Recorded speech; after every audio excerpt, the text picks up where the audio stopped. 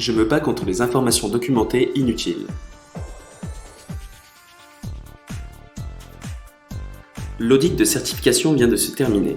Les résultats sont encourageants, mais l'auditeur a pointé une non-conformité mineure sur une exigence très précise de la norme ISO 9001.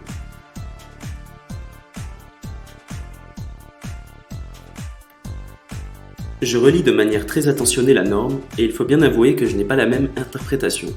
Ce qu'il déclare comme une exigence me paraît davantage une maraude personnelle.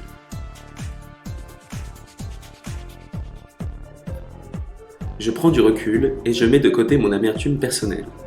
Mais maintenant me voilà dans une situation délicate. Je dois définir une action corrective sur une situation qui n'intéresse pas l'organisation et qui peut même alourdir le fonctionnement interne. Je réfléchis et je décide cette année de ne pas lui donner la réponse qu'il souhaite, mais de faire preuve d'imagination pour éviter de créer une usine à gaz.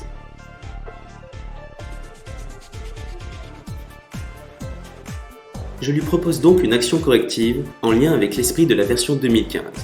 Il n'y aura pas d'informations documentées dans ma proposition.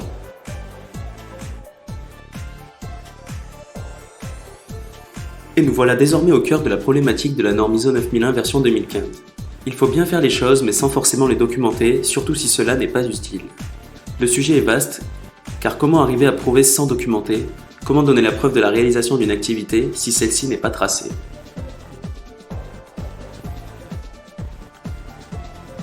Rien documenter n'est certainement pas la bonne solution, car on est dans la culture du verbal et on connaît parfaitement les limites et les détournements possibles. Tout documenter n'est pas non plus la bonne solution, car cela génère de fortes contraintes pour l'organisation et peut s'avérer très chronophage.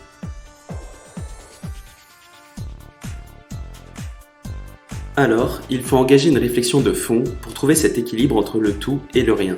Tout est question de risque.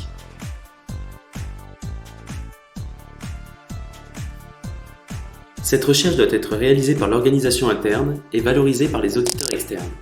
On n'audite pas la version 2015 comme on audite la version 94 de la norme ISO 9001. Les temps changent, les réflexes d'auditeurs doivent aussi s'adapter à ce changement.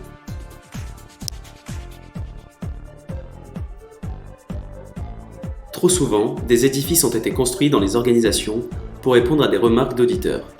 Une réponse à un constat doit être également mûrement réfléchie pour que la solution perdure dans le temps sans gêner le fonctionnement normal de l'organisation.